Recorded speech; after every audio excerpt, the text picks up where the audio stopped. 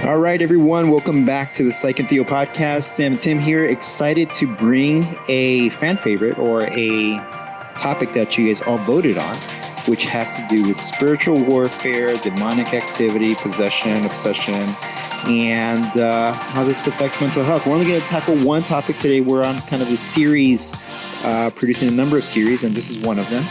And today, our topic is cosmic rebellion. And we have our expert, Tim Yance, who is going to educate us on this very fun topic. And he is so pumped for this topic. I am pumped.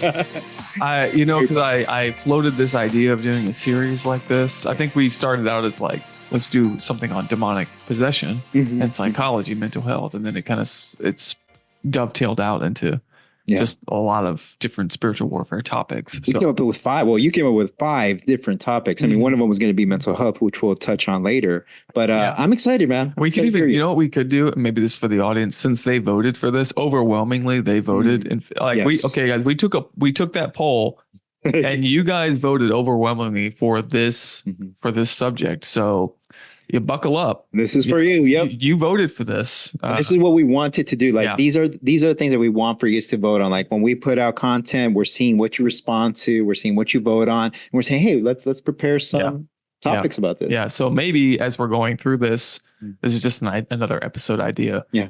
A Q&A where the audience gives us questions, maybe things that maybe we glossed over or maybe we forget to answer.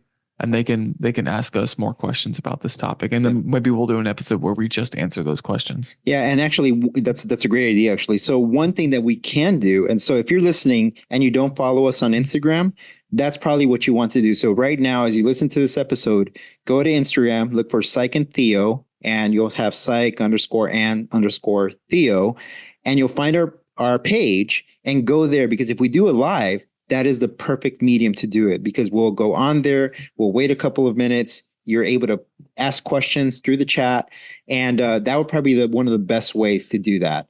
Yeah. I'm sure we could also gather questions from you guys, and then we can just look at them and answer them ourselves. That's sort of my idea. And, let's just gather the questions, because they might drop us questions at different that's true too. But times in the week. And it also makes it fun too, because we could say, I don't know, but I'll figure it out, and we can make an episode. Oh man, they'll try to stump us, huh? Yeah, maybe. But unless we get the haters. Look, I'm ready. The haters are going to be I'm rough. ready. Okay. Yeah. The haters. Yeah. Well, on this topic, I don't know. I think this one we have 2 camps though. Yeah. I do think, because I think even when we first thought about it, we wanted to get kind of a feel for, okay, where do you land on this topic? Yeah. And so on. So it'll be a fun episode. Yeah, Sam and I had to vet each other to make sure we weren't wackos. Yeah, exactly. Yeah. With no weird beliefs, no.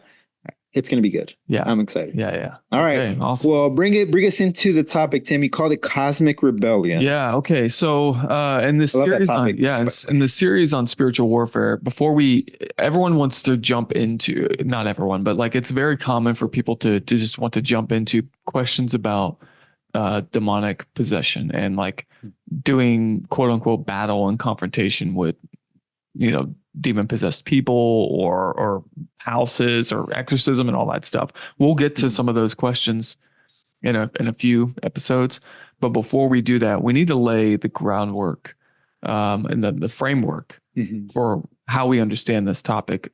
I think that's really important, because if you don't have a coherent framework for understanding the spiritual realm, you're gonna fall into all kinds of different conspiracies and harebrained theories, things that don't make sense, or worse, you could fall into New Age religion and mysticism, and all kinds of other beliefs that are not biblical.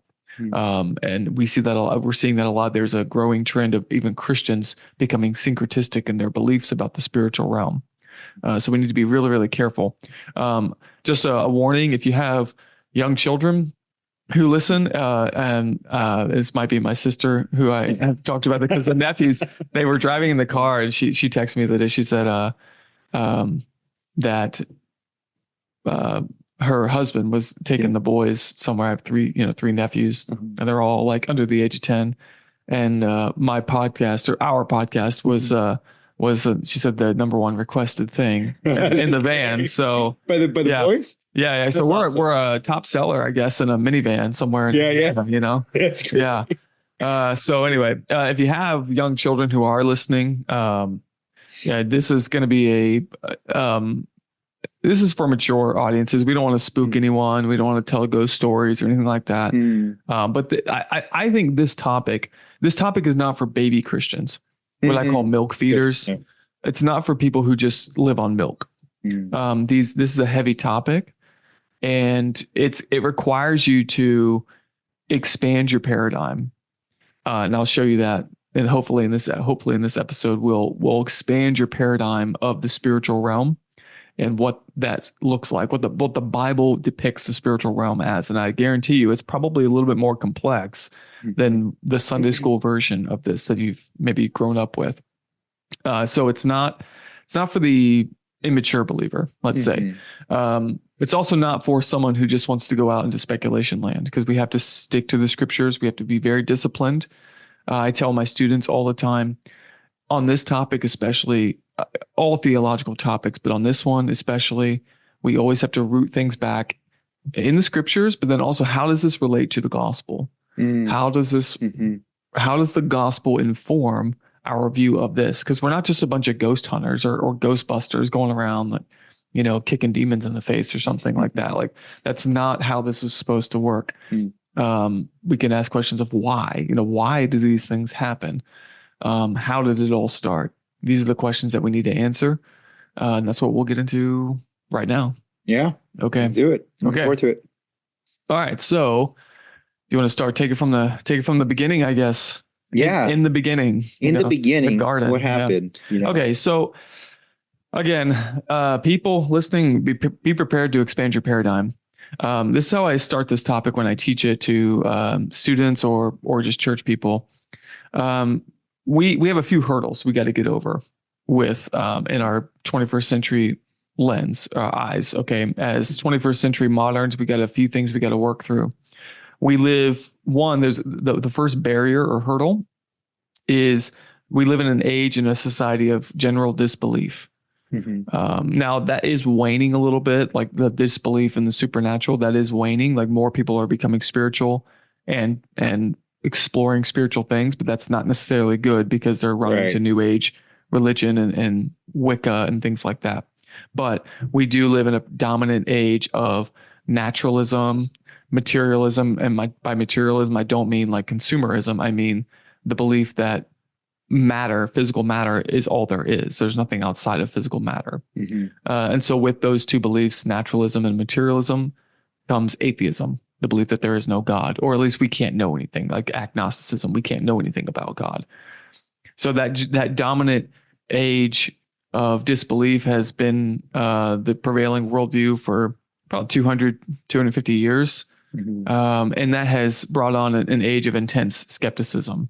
So we approach a lot of subjects now, sometimes good, sometimes for better, sometimes for worse, with what we call a scientific worldview. We think, as moderns, quote unquote scientifically. That is, there's a certain method to the way that we go about trying to determine truth. And there's a lot of good to this method. Like, we want to rule out things that are not true. The problem is, if we're not careful, we can bring in the assumptions that are of this worldview that are unbiblical, and that would be naturalism and materialism and atheism.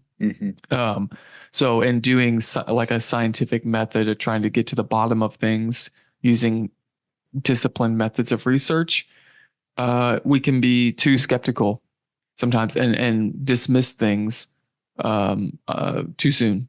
Yeah. Okay. And it's also the lack of exposure, just to kind of add to that, because I think even this topic itself, when it was brought up, when it was voted on, I had to think to myself, okay, what do I actually think about this? Because I usually don't engage that. And even as we talk later about mental health, there'll be something different. But I just wanted to give that, because I know there are people who are listening now that are probably thinking, okay, what's going to be said? And just try to be open to it. That's how I'm engaging it right now. I'm just trying to be open to whatever's there. Because if you're not thinking along this paradigm, it can sound kind of crazy at first. And of course, we have examples of crazies in our culture that want to see a demon behind every blade of grass. Exactly. Okay. And they want to rebuke, when the light starts flickering, they want to rebuke the demon in the light. It's like, no, it's just a light bulb. It's just a light bulb. Right. And I went to take a mental health status exam. We're fine. So yeah, no worries. yeah. In fact, there was a story, back when I was a student of a speaker in a classroom. It was a large classroom, and students at Liberty, and there was a student who, the speaker started like clicking, like kind of thing, and it was kind of distracted the whole class. And a girl stood up and rebuked the speaker, and it's like, all right.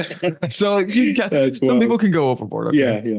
All right. So, but if we are Christians and we claim to have a supernatural worldview, then we need to be open to the supernatural, believing in the supernatural, even in the scientific age. Okay. Yeah. So I would challenge people with this. If you're a Christian, if you're an Orthodox Christian, there are some things that you are compelled to believe as a Christian. By definition, you claim to believe that God exists. He's the creator of all things, and he is immaterial, and he is spirit, and he is distinct from physical creation, and he is personal, omniscient, omnipotent, all powerful. But yeah, he can interact with creation. So you're compelled to believe that. You're compelled to believe that this same God came down in the form of a man, incarnate, and was born of a virgin.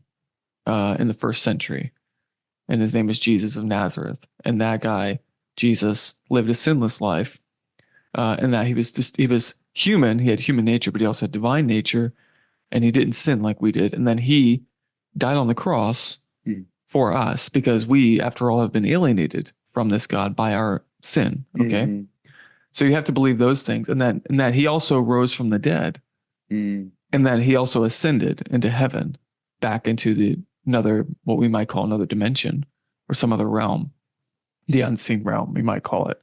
Okay. And that now there's another person of the Godhead named the Holy Spirit that indwells anyone who confesses faith in Christ. And miracles are possible. And not only that, but there's other personal beings in the spiritual realm called angels that do something. They serve God, and they serve the body of believers. And then with that, there's some bad guys too.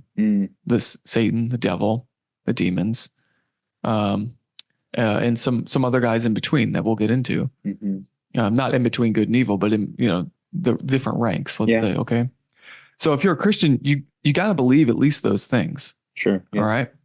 So when we start getting into this topic of dealing with these cosmic rebellions and how crazy they sound, just bear with us that we're laying out what the Bible portrays, what the Bible actually says about the spiritual realm, what's going on.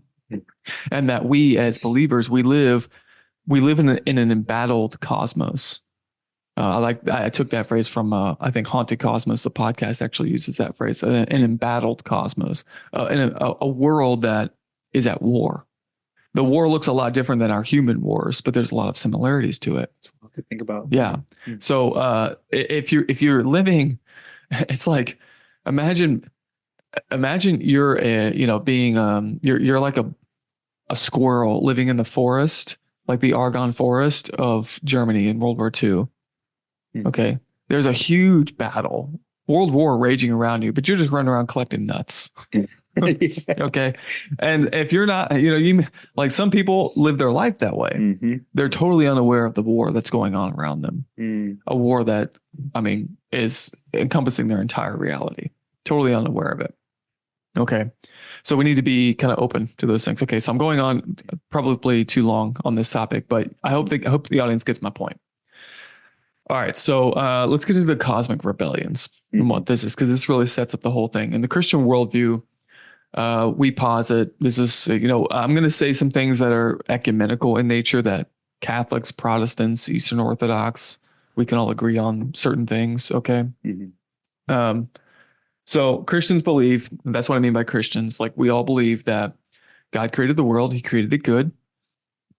With that creation, he created humankind, mankind, and that was originally good, and that sinned in the garden. The Garden of Eden was this place that was good and perfect, and it was a place where human beings were appointed to basically represent God's rule, on earth and to begin a campaign of expanding that rule, that dominion throughout the whole earth. This is the story of Genesis 1 and 2. Human beings are put in the garden. The garden is basically God's dwelling on the earth, and that human beings are created in his image. An image is like a representation of a deity or God. This is ancient Near Eastern culture, how they would understand this. And so human beings are tasked with going out and subduing the earth and having dominion over it as God's image bearers. Okay. So that's what this is supposed to be about. Well, someone comes in, an agent, let's say a provocateur comes in. He's called the serpent in the Garden of Eden. We know him now as Satan. He's identified as Satan, in the New Testament. But he comes in and he tempts Adam and Eve, the first humans, to sin, to go against God and to essentially rebel. And that rebellion leads to human alienation from God. And that sets up the whole story of how God's going to redeem humanity later. So human beings are alienated, but God is not completely done with human beings. He's going to make a way for redemption. The traditional view of the spiritual world kind of goes like this. So you have God, you have human beings, and then you have angels and demons and Satan kind of in the middle there. And the whole game, let's say the whole chessboard is set up that way, where it's basically the whole thing is just set up in Genesis 3. The whole story just gets going at that point. And then God's kind of unfolding his story of his relationship with human beings. But Satan and his other fallen angels, which aren't mentioned in this passage, they're just there, and they're going to be leading human beings into rebellion and all these other things. Okay, that's the traditional view. It's like this, a very, I would say, an overly simplistic view of the spiritual world. So the categories that we tend to work with in the Bible would be things like angels and demons and Satan. These kind of categories, serpent that show up in the Bible. Okay, through Old and New Testament. The problem is that we view this through a 21st century. This is going to be hard to unpack all of this in an hour, but we view a lot of these things through a 21st century lens and a lot of tradition, where we've kind of boiled everything down to angels and demons, like Satan and the demons and angels. Okay. The problem is it's too simplistic, because something like the word angel, for instance, is a more functional term than it is an ontological term. Angel came to mean any good spiritual being on the good side, like the white hats. Right. And demon, the word demon came to mean anything on the dark side, like a black hat kind of guy. Okay, the bad guys. The problem is those terms are kind of in the New Testament, they're kind of bucket terms. But behind those two bucket terms is a whole host of different categories that that are used for beings in the spiritual realm. And we don't have time to unpack all of those, but and especially in the Old Testament, there's a lot of complex terminology that refers to beings in the spiritual realm, both good and bad, that do different things. Right. Okay. But the traditional view is that there's Satan and the demons and there's angels. And that's kind of basically it. And all this, and Satan and the angels, they all started in Genesis 3 or sometime before Genesis 3. That's the narrative, is that the theory that Satan and the angels all rebelled. A 1/3 of them, Satan and 1/3 of the angels, rebelled before Adam and Eve were created, or sometime in the creation week, if you're taking the young earth view. And then they quickly led human beings into rebellion. The problem with that theory is that, well, it's simple. And so that's why it helps people make sense of the Bible, but it's not coherent. And what I mean by coherent is that it does not pass the full test of coherence of Scripture, because there's all kinds of really weird passages in the Bible that talk about additional rebellions, more rebellions that take place that don't quite cohere or stick to this simple theory that it's Satan and the angels that rebelled sometime before Genesis 3. Right. So when we titled this episode "Cosmic Rebellions," plural, that was intentional, because there's more than one Mm-hmm. that the Bible depicts. So let me lay out some of those really quick, okay? Where this comes from. So the first rebellion we all know of, and that's Genesis 3, the Satan in the garden. Now there's a lot of theological work that's been done on Satan and who he is. There's a lot of theories about this. Some of the more famous passages that we kind of piece together about him. Obviously Genesis 3, he's called the serpent there. Mm-hmm. But in other passages like Ezekiel 28 and Isaiah 14, if these passages are referring to Satan, now again, we don't have time to get into every single one of these. This is not a series on Satan, but these passages they're talking about earthly kings, but they seem to also be talking about some sort of being other than an earthly king. Like, so one of the passages, I think it's Isaiah or Ezekiel 28, is talking about the king of Tyre. But the kind of the descriptions of the king of Tyre, that he's haughty and that he's lifted himself up, it begins to describe things that don't really fit any human. Like some descriptions that are given to this person don't quite fit a human ruler. And so it seemed like that he's called like the highest angel or glorious cherub and things like that. And so it seems to be that the passage is sort of connecting like a human ruler with some sort of angelic rebel as well. Like the two are mirroring each other in some sense. So that's why a lot of people think those passages refer to Satan as well. But so if they do, then we kind of gather that he is he's a glorious cherub. He's some sort of really high ranking angel, which would make sense with the title serpent in Genesis 3, because the title serpent is, it's Nakash is what that means. But it is similar to what the seraphim might have been. So seraphim are depicted. That's another term for angel, another kind of angel or spiritual being in the Old Testament. He is a high-ranking throne guardian type person. So this makes sense that this cosmic rebel, the very first rebel, is some sort of very high-ranking angel. Okay, yeah, go ahead. Yeah, no, I know I'm going on. No, yeah. I only wanted to point out, because this kept on popping into my head, because you're talking about, how he's being described, and it looks nothing like what we typically would see drawings or the horns and the pitchfork, the whole horns and red face, and all that is like, folklore and legend, which is a hard picture to take out of our minds, because again, it's interesting, and I'm just making these different connections to it, but he looks repulsive. You don't want to get close to him, but everything that has to do with saying initially, which is drawn to by our sinful desires, it's appealing, right? Yeah. So it's interesting, because the way that you're describing him, he sounds like someone that's okay. You have that position. Maybe you deserve it because you're confident and you look this, angelic.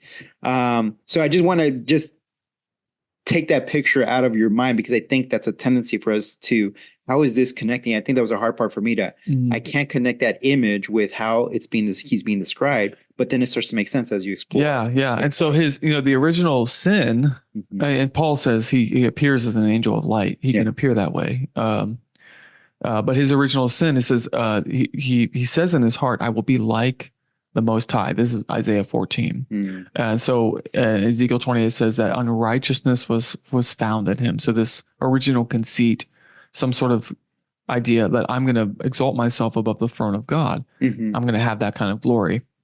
So this sin of pride, like a great spiritual pride, is the very first thing. And so he's the first rebel, and he leads everyone else into rebellion. Now, when? That's the question. Okay. But he's basically considered, he's the head honcho. Okay. Right. All right.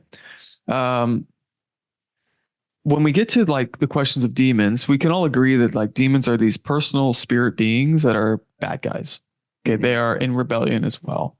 And they serve Satan. Satan is called the Prince of Demons in the New Testament.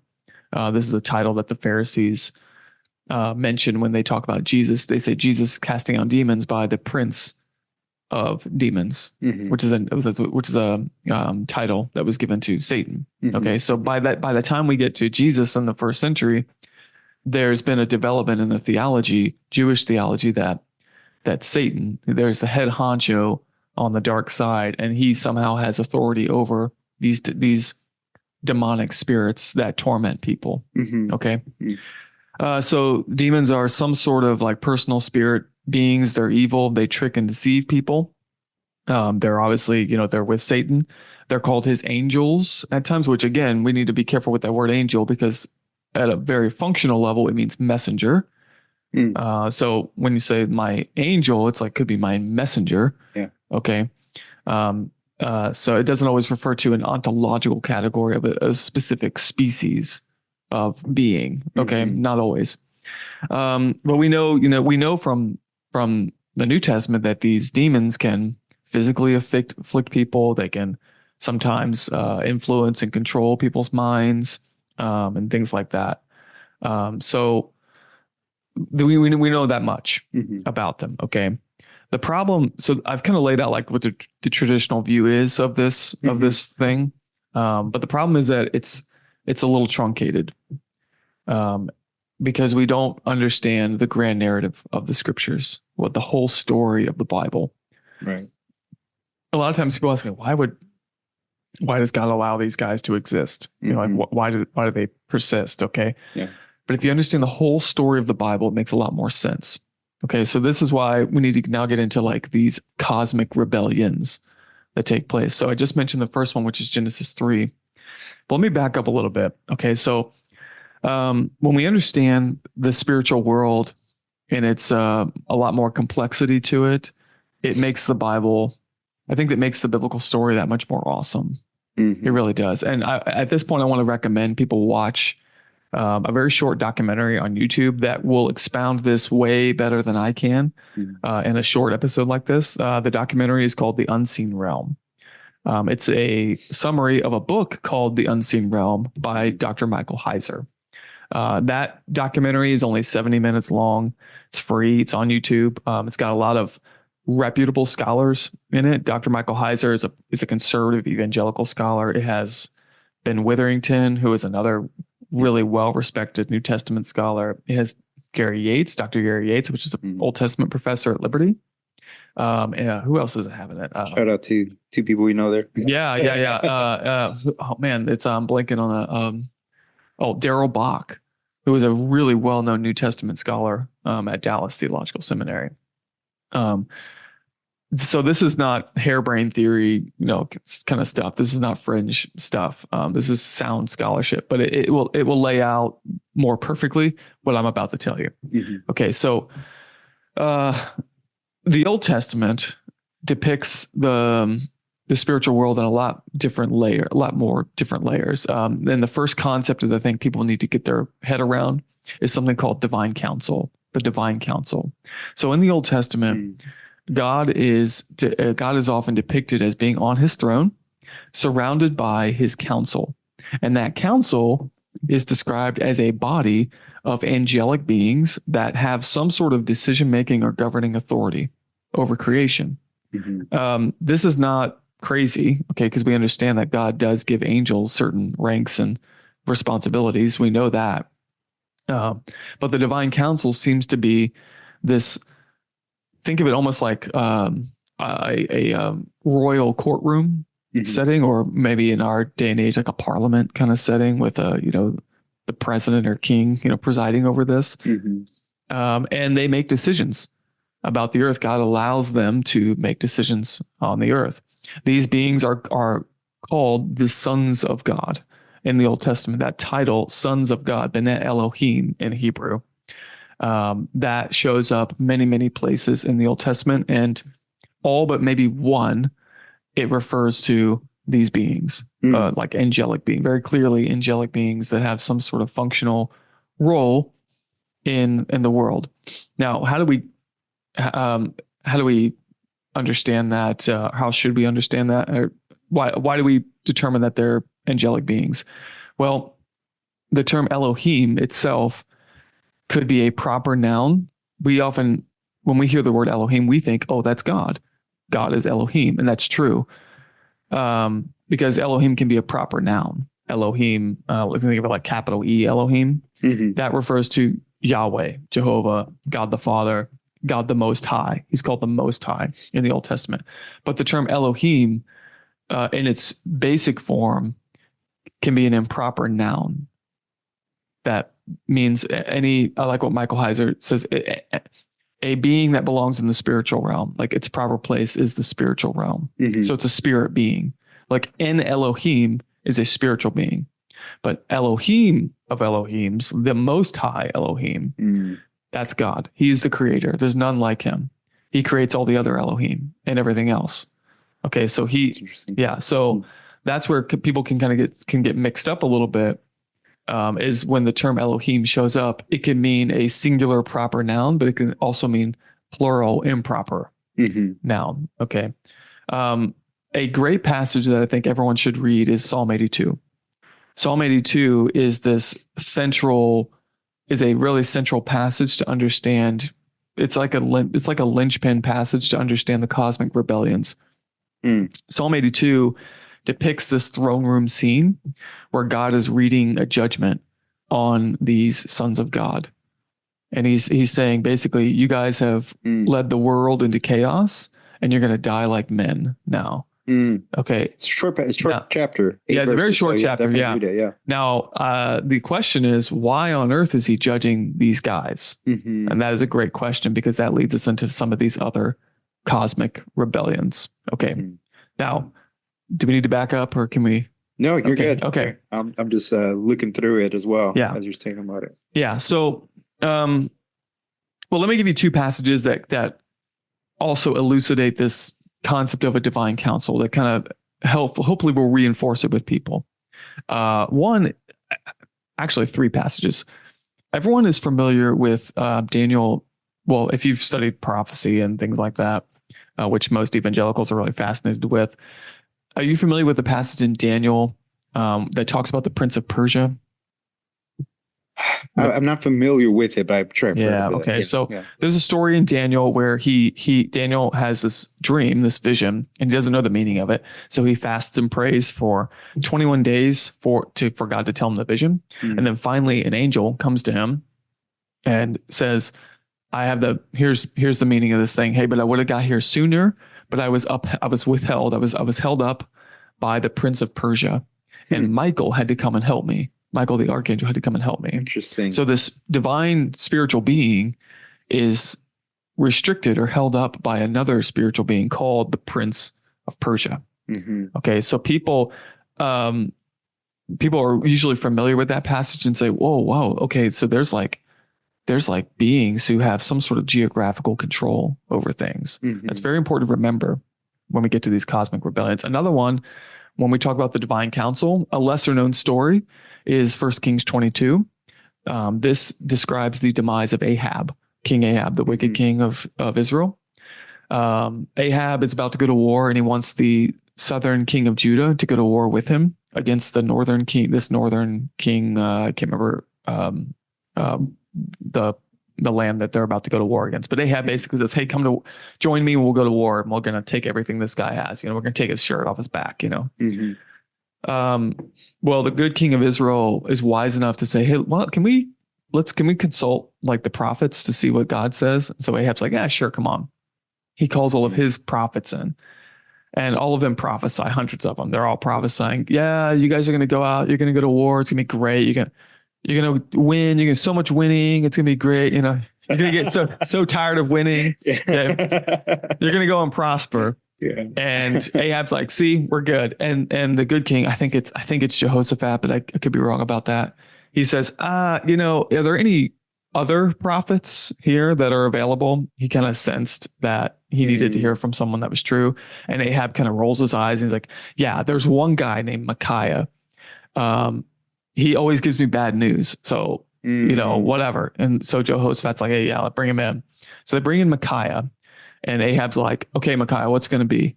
And Micaiah sarcastically says, oh yeah, go to war. Yeah, you'll be fine. Yeah, go ahead, And Ahab's like, don't you mock me. Don't mock me, Micaiah. Right.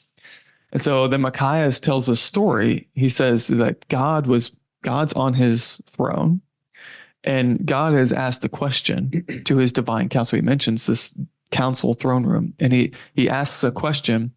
What will we do with Ahab, King Ahab? Who does he ask this question to? Well, he asks it to his divine council.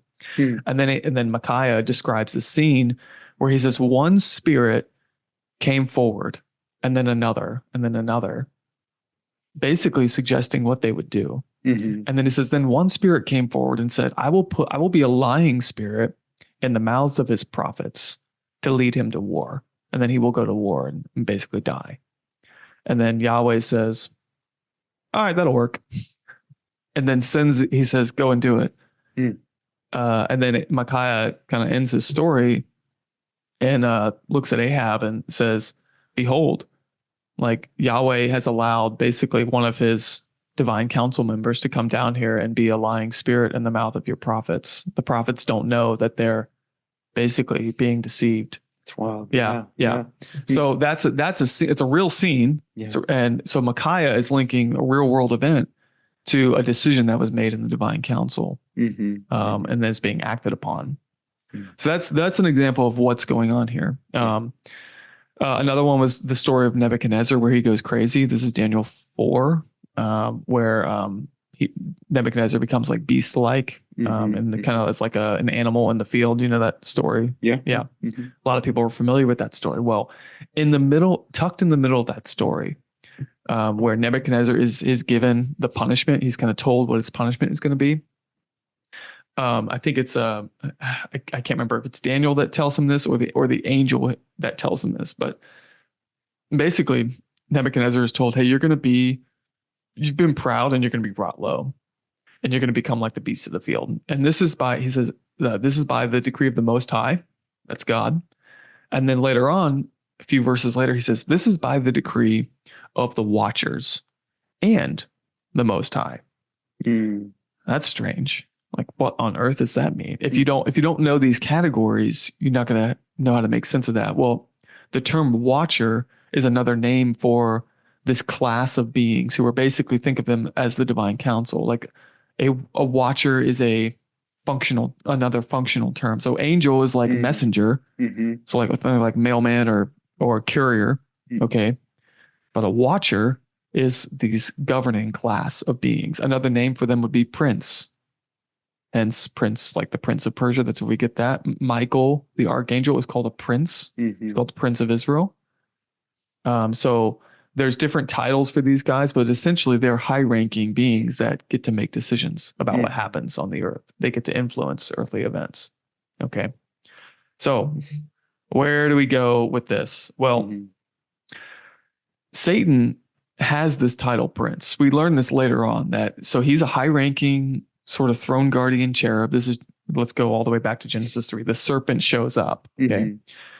He's some sort of high-ranking cherub or seraphim or something like that, but he's also some sort of prince. So he's part of this divine council. So he's a very high-ranking member. So think of it like, it wouldn't be that strange for Adam and Eve who walk with God in the cool of the day in the garden, like they are fellowshipping with God. It wouldn't be so strange for God's other beings to be there in the garden too. So instead of asking this question, why is Eve talking to a talking snake? Well, she's not talking to a literal talking snake. That's interesting.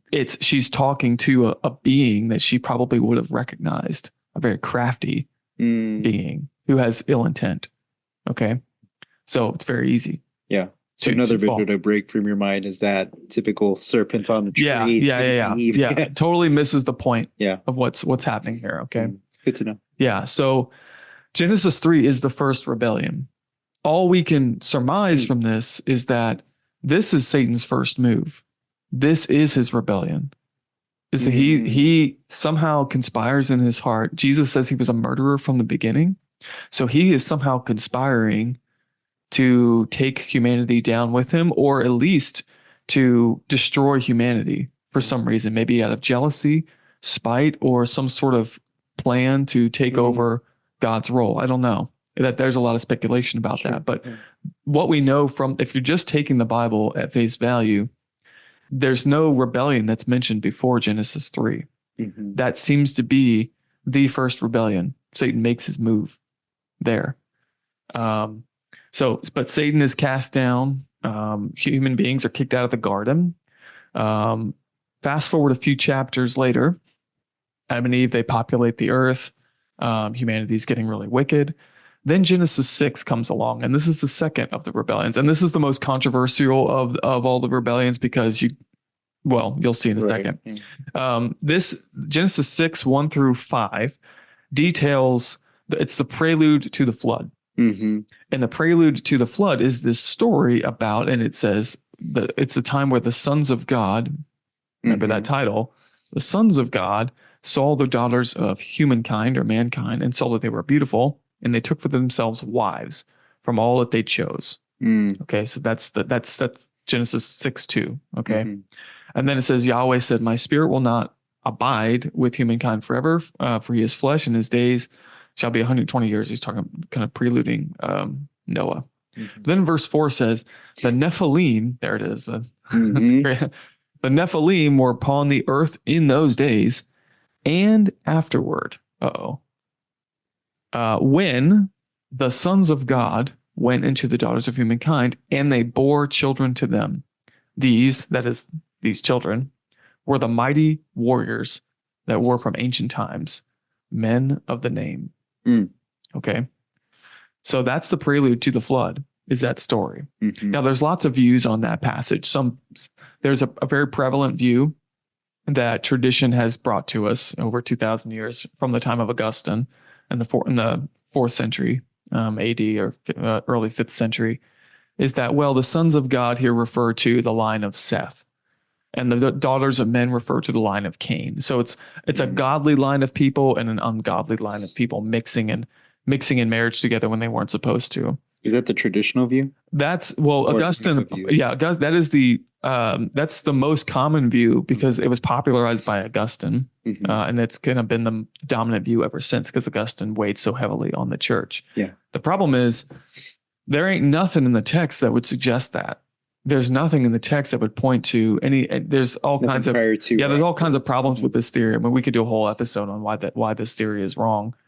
But there's a lot of problems. Like up to that point, there's no restriction on marriages between Cain's line and Seth's line. There's no suggestion that there was wrong to marry in between, those things. That doesn't explain why why the offspring would be Nephilim, which the term means giant. It doesn't. Some people try to argue that it means fallen one, and it gets into some semantic issues with the Hebrew. But Nephil is what the root of this word means, giant, and that corresponds to what they're called later on with the term mighty warriors, means Gibborim, which is another term that could mean giant as well. So it matches. And the Septuagint refers to them as giants as well. It calls them gigantos, because Septuagint is the Greek translation of the Old Testament, and they use the term gigantos, which is giant. Yeah, gigantic, right? Yeah. So these giants were on the earth in those days, who were the offspring of this very wicked union between the sons of God and the daughters of men. Okay, so this, if we had time to unpack it, this would be the second rebellion a second angelic rebellion that happens in the Bible. We learn from the New Testament. There's three really important passages that point to this being an angelic rebellion. First Peter. Oh, let me pull it up in my notes here. Make sure I get this right. Sorry, I should have had that pulled up.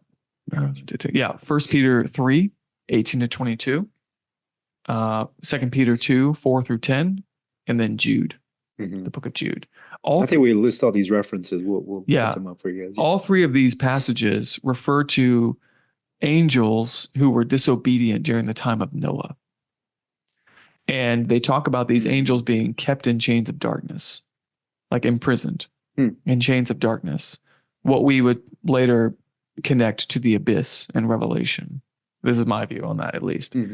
But these three passages all talk about an angelic rebellion, linking it to the time of the flood. So if there's no angels that were disobedient during the time of Noah, how do we make sense of that? How do we make sense of Genesis 6 if it's just humans co-marrying? You see the point? Yeah. See that problem? Yeah. It's interesting. So this was the angelic rebellion of Genesis 6 was the universal view of essentially all the sources we have of Jews, of the Jewish Second Temple literature. Anything that anyone who mentions this, that was their view. That this was angelic. This was to clarify, Tim. Satan is still around during this time. Yeah. He's still around. He's still around. Okay. This was the view of the early church as well, up until the time of Augustine. The virtually universal view of the early church was that this was an angelic rebellion, not human. Okay. So that's rebellion number 2. Now these guys get wiped, like the Nephilim get wiped out in the flood. This part of the destruction that happens in the flood is to cleanse the earth of this evil and start over with Noah. So was it became evil because of these Nephilim, or already? Well, partly. So this is something where we got to be careful not to. Some people want to just blame everything on angelic rebellions, but the scriptures always link human and angelic rebellions together. Genesis 3, it's Satan and Adam and Eve. Genesis 6, it's the sons of God and the daughters of men. And then later on, this is the third rebellion, so it's a good segue. The third rebellion is Genesis 10 and 11, the Tower of Babel. Tower of Babel event, yeah. Another combination of human and angelic rebellion. Okay. Now, if you're just reading Genesis 10 and 11, it's the story of the Tower of Babel, and there's not a mention of like a divine council or angelic beings rebelling at that point. It just tells the story of human beings disobeying God because God tells them to repopulate the earth and go out. Well, they don't spread out. They come back together and they want to build the Tower of Babel. Now, the Sunday school version of this really does it injustice to the story because we're led to believe like, oh, they just wanted to build a tower to heaven. How silly. Like, oh, dummies. Like, don't they know, like, they can't build a tower to heaven? But that's not what they were wanting.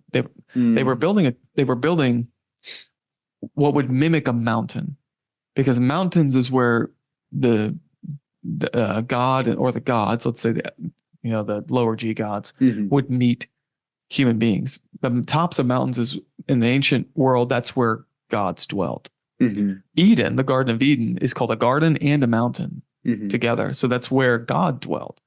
So the Tower of Babel, they're building this tower because at the top of it is where they would want to summon down God or other lower G gods. And when you say lower G gods, are you referring to the gods that the people created themselves, or are these also other? That is a great question. Okay. So in the Old Testament, whenever you see the lower G gods, behind that is usually the term Elohim.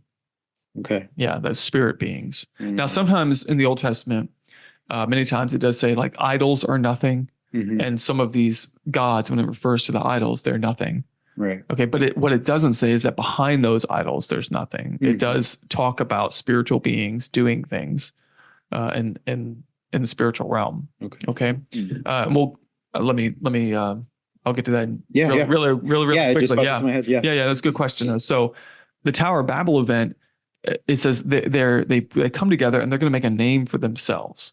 Essentially meaning like we're gonna have God on our own terms, or gods on our own terms. We're going to summon them down and we're going to be here together. And the story says God kind of sneaks down among them and says, this is interesting. And he's talking to someone there. And Christian tradition says, well, he's talking to the persons of the Trinity. But I don't know if that's necessarily the case. Like he says he's talking to like some people with him or persons with him. It might be the divine council that he's talking to. And he says, okay, we're going to split these guys up. And he confuses the languages and he divides them up. And this is the story of how we got all the nations. Okay. And then Genesis 12, you get Abraham. So that's kicks off the story of Israel is Genesis 12.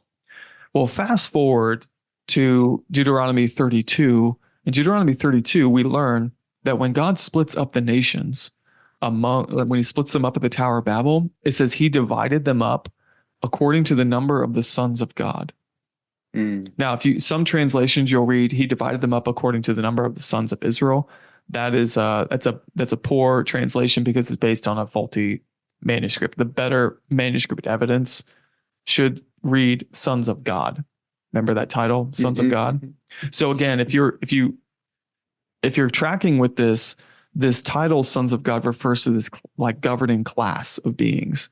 So some of them rebel in Genesis 6, and they're locked up. They're down in the abyss, so they're no more. So they get replaced by some others. Okay. And then Genesis 10, the nations get divided up to beings that have the title Sons of God. Now, there's two different views here on that.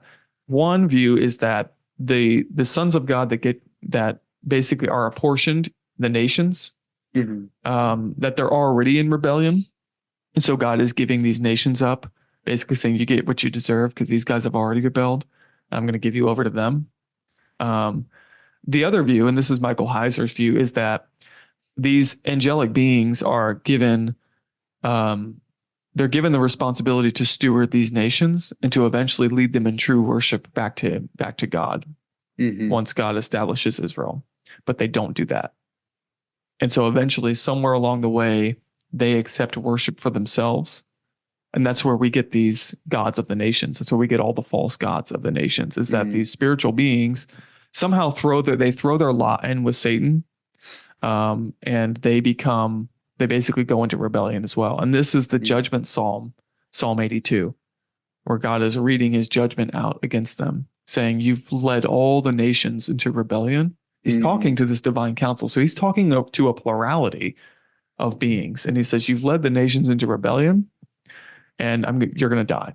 It's like you are, he says, you are gods, you're Elohim, spirit beings, but nevertheless, you're going to die like men. And then he says the really last verse in that text is really interesting, because it says, arise, O God, and judge the earth, for you will inherit the nations. So God is reading a judgment out on the sons of God for throwing the nations into rebellion. And then like the last verse says, arise, O God, like arise from your throne and judge the earth, for you're going to inherit the nations. My personal view on this is that is the pre-incarnate Christ that he's talking to, because that's what Christ does in the New Testament, which we'll hopefully speed up and get into. Yeah. So those are the three major rebellions that take place in the Old Testament, and that sets up the whole story. So God, in his plan, he divides the nations up, and then he says, Israel is going to be my inheritance. And I will make Israel a light to the nations to bring them back to me. So this was the plan in the Old Testament, is that Israel would be the light to the nations. Well, Israel itself falls into false worship of these gods. And then they go into idolatry. So God punishes them. He sends them to exile, but he doesn't forget his promise. And he promises that he's still going to bring the nations back to him. And so you start seeing these prophecies of the Messiah that would come to establish God's rule on the earth. That's all through the Old Testament. But so this story of God redeeming humankind, he's doing it while also like redeeming all of the nations to him, and punishing these rebellious angelic beings that have thrown the world into chaos as well. So this is the worldview of the Jewish people by the time you get to Jesus. So let's pick it up from there as like a part 2. This is, but when we get to Jesus in the New Testament, this is the worldview, is that the nations are ruled by false gods in rebellion. Israel has been sent into exile, but then brought back to the land, and they themselves are awaiting the Messiah that will come and establish God's rule on the earth and do away with all this rebellion. And this is the context in which Jesus shows up. And then we'll maybe get to part 2. Ooh, I like that ending. Okay. That's good. Join us for part 2 next time.